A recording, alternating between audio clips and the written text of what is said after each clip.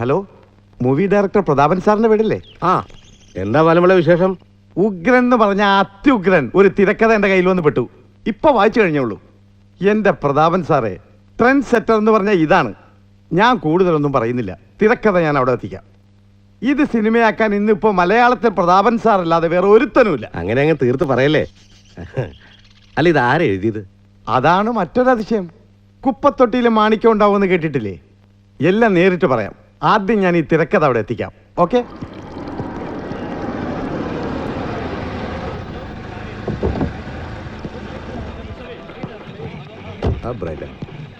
നമസ്കാരം. നമസ്കാരം. വായിച്ചോ? വായിച്ചു. സത്യം പറ ബാലമുള്ള, അഭിനയിക്കാൻ ചാൻസ് തിണ്ടി നടക്കുന്ന ആ രാജപ്പനാണോ ഇത് എഴുതിയത്? വിശ്വാസം വരുന്നില്ല അല്ലേ പ്രതാപൻ സാറേ? ഇതോടെ ഞാനൊരു പാഠം പഠിച്ചു. ചാൻസ് ചോദിച്ചെടുക്കുന്ന ഒരുത്തനോട് മേലിൽ നമ്മൾ മോശമായി പെരുമാറാൻ പാടില്ല. ഈ കല എന്ന് പറയുന്ന ഒരു വല്ലാത്ത സാധനം തന്നെയാണ്. ഏത് തെണ്ടിയുടെ കയ്യിലാണ് അത് ഒളിച്ചിരിക്കുന്നത് നമുക്ക് ആർക്കും അറിഞ്ഞൂടാ. പക്ഷെ ഒരു കാര്യം ഞാൻ പറയാം, അവൻ നായകനായിട്ട് അഭിനയിച്ചാൽ തുടക്കം മുതൽ ഒടുക്കം വരെ ആളുകൾ പോകും. നായകനാക്കിയില്ലെങ്കിൽ അവൻ തിരക്കഥ ഇരുന്ന പ്രശ്നമില്ല. ഓഹോ, ബാക്കി എല്ലാ കഥാപാത്രങ്ങളും നമുക്ക് പ്രഗത്ഭന്മാരെ കൊണ്ട് ജയിക്കാന്നേ. അടിത്തറയ്ക്ക് ബലമില്ലെങ്കിൽ കെട്ടിടം പൊളിഞ്ഞു വീഴില്ലേ ബാലമ്പിള്ള? നമ്മുടെ അടിത്തറ എന്ന് പറയുന്നത് ഈ തിരക്കഥയാണല്ലോ. ഓ, എന്നാ പിന്നെ ബാലമ്പിള്ള തന്നെ നായകനായിട്ട് അഭിനയിക്കും. അല്ല, കാര്യമായിട്ട് പറഞ്ഞാണോ? ഞാൻ അവനോട് സംസാരിക്കാം. വൈകുന്നേരം നിങ്ങളുടെ ഓഫീസിലേക്ക് വരാം. നടക്കുന്ന കാര്യമല്ല അത്. എങ്കിൽ സംവിധായകനായിട്ട് വേറെ ആളൊന്നും അല്ല. ഞാൻ പറയാം, ഓഫീസിലോട്ട് വരാൻ പറയാം സാർ. അങ്ങനെയാണെങ്കിൽ ഞാൻ ഇറങ്ങാം. എന്റെ തിരക്കഥ എങ്ങ് തന്നേക്ക് സാറേ. രായപ്പനിരിക്കി. ഞാൻ താമസിക്കുന്ന സ്ഥലത്തും കസേരയുണ്ട് ഇരിക്കാൻ. ഒന്ന് ചോദിച്ചോട്ടെ, രാജപ്പൻ എഴുതിയ ഈ തിരക്കഥ നല്ലൊരു സിനിമയെ കാണാൻ രാജപ്പൻ ആഗ്രഹില്ലേ? എന്റെ തിരക്കഥയിലെ രവിയായി ഞാൻ അഭിനയിച്ച് അതൊരു നല്ല സിനിമയായി കാണാനാണ് എന്റെ ആഗ്രഹം. രവി ചെറുപ്പക്കാരനല്ലേ? രാജപ്പന്റെ ഈ പ്രായം വെച്ച് ആ റോൾ എങ്ങനെ ചെയ്യും? MGR 65-ാം വയസ്സിൽ വിഗും വെച്ച് കാമുകന്റെ വേഷം ചെയ്തില്ലേ? എനിക്ക് അത്രയും പ്രായമൊന്നുമില്ലല്ലോ. അല്ലെങ്കിൽ നമ്മൾ എന്തിനാ ഇങ്ങനെ തർക്കിക്കുന്നത്? ഞാൻ പോട്ടെ, എന്റെ തിരക്കഥ ഇങ്ങ് തരൂ ബാലൻ സാറേ. രാജപ്പ, ഒന്നാം തരം തിരക്കഥകൾ എഴുതിയിരുന്ന തോപ്പിൽ ഭാസിയും പത്മരാജനൊക്കെ നമ്മളെ വിട്ടു പോയി.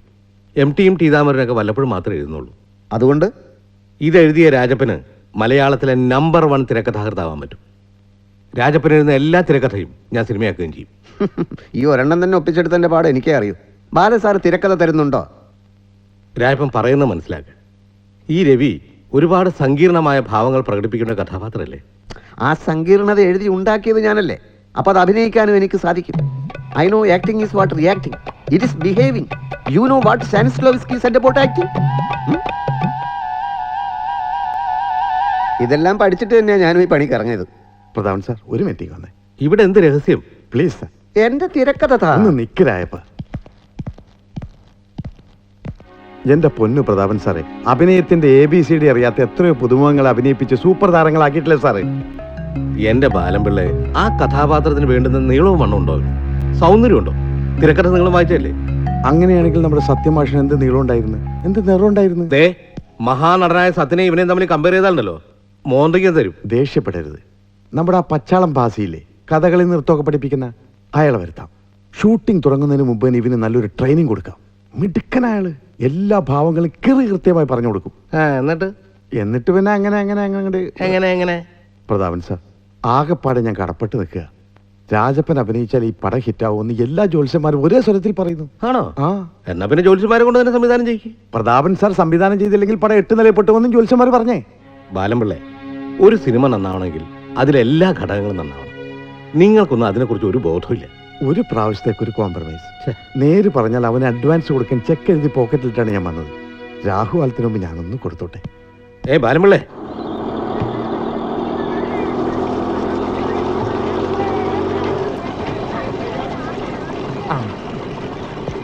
ഉദയം കേരളത്തിലായിരുന്നല്ലേ? ഞാൻ പ്രൊഡ്യൂസർ ബേബിക്കുട്ടിനെ ഒന്ന് കാണാൻ പോയായിരുന്നു. അവൻ എൻ്റെ തിരക്കഥ അസലായിട്ട് ഇഷ്ടപ്പെട്ടു. പക്ഷേ പ്രസാദ് എന്നതിൻ്റെ ഡേറ്റ് ഉടനെ കിട്ടുന്നുമില്ല. പടം എപ്പോൾ തുടങ്ങാനും ബേബിക്കുട്ടൻ റെഡിയാണ്. അത്രക്ക് തിരക്കാണോ? 2-3 പടങ്ങൾ തീരാനുണ്ട്. ഒന്നുകൂടെ പ്രസ് ചെയ്ത് നോക്കണം. വേറൊരു കാര്യം അറിഞ്ഞോ? ഡയറക്ടർ പ്രതാപ് സാറല്ലേ, അങ്ങയുടെ പുതിയ പടത്തിലെ ഹീറോ ആരെന്നറിയോ? നമ്മുടെ രാജപ്പനാ. രാജപ്പന? പ്രതാപൻ സാറിന്റെ പടത്തിൽ? ഓ, അതെങ്ങനെ സംഭവിച്ചു? സാധാരണ പ്രതാപൻ സാറിന് അങ്ങനെ അബദ്ധങ്ങളൊന്നും പറ്റാറില്ലല്ലോ. ശരിയാ, കേട്ടപ്പോ ഞാനും വിശ്വസിച്ചില്ല. പക്ഷെ സംഭവം സത്യമോ? രായപ്പൻ അഡ്വാൻസ് വാങ്ങി ഗംഗയമ്മൻ തെരുവിൽ വീട് വാടകയ്ക്ക് എടുത്തു. അവിടെ ഇപ്പൊ പച്ചാളം ബാസി രായപ്പനെ അഭിനയം പഠിപ്പിക്കുക. ഭഗവാനെ, എന്തൊക്കെ കേൾക്കുന്നത്.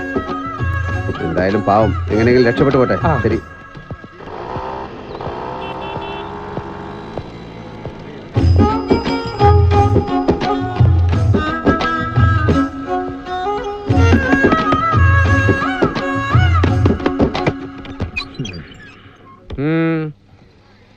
രാജപ്പനെ കാണാനാണെങ്കിൽ അയാൾ ശീർഷാസനത്തിലാണ്.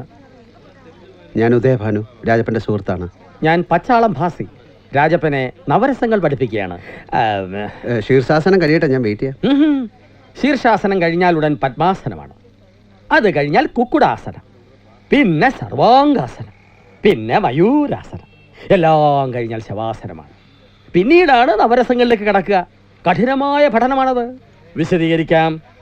ശൃംഗാരം, കരുണം, വീരം, രൗദ്രം, ഹാസ്യം, ഭയാനകം, ബീഭത്സം, അത്ഭുതം, ശാന്തം. ഇവയ്ക്ക് പുറമെ ഞാൻ തന്നെ ഗവേഷണത്തിൽ കണ്ടെത്തിയ 4 രസങ്ങൾ വേറെയുമുണ്ട്.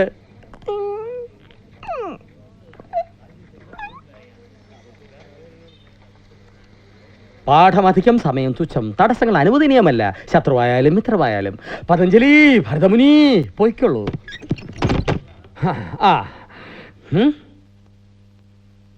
എന്താ ഇത്? ശീർഷാസനത്തിൽ നിന്ന് നേരിട്ട് ശവാസനത്തിലേക്കോ? ബാക്കിയുള്ള ആസനം ഞാൻ പിന്നെ ചെയ്തോളാം.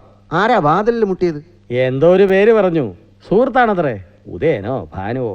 ആസനത്തിലാണെന്ന് പറഞ്ഞാൽ വാതിലടച്ചു. എനിക്ക് പിന്നെ സമയം കളയണ്ട, രസങ്ങളിലേക്ക് അടക്കാം. രസം ഉണ്ടാകുന്നത് എങ്ങനെയാണ്? രസം ഉണ്ടാവുകയല്ലോ, ഉണ്ടാക്കുകയല്ല. രസം ഉണ്ടാക്കുന്നത് എങ്ങനെയാണ്? എനിക്ക് കൃത്യമായിട്ട് അറിയില്ല, എന്നാലും ഏകദേശം പറയാം. ആദ്യം നമ്മൾ പരിപ്പ് വേവിക്കണം. 1 തക്കാളി ഇടാം. പിന്നെ കായവും കുരുമുളകും ചേർക്കണം.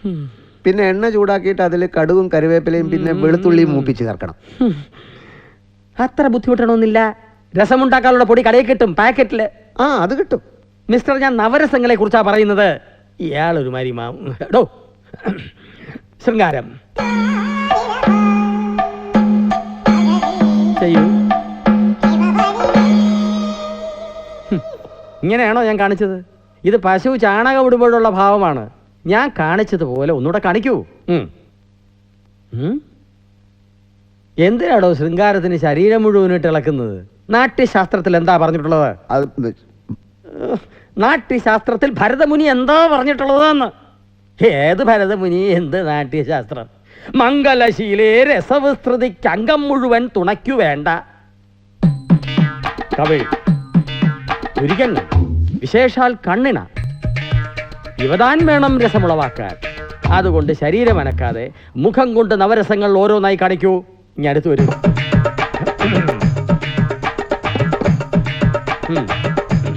കരുണം ഇതുപോലെ കാണിക്കൂ.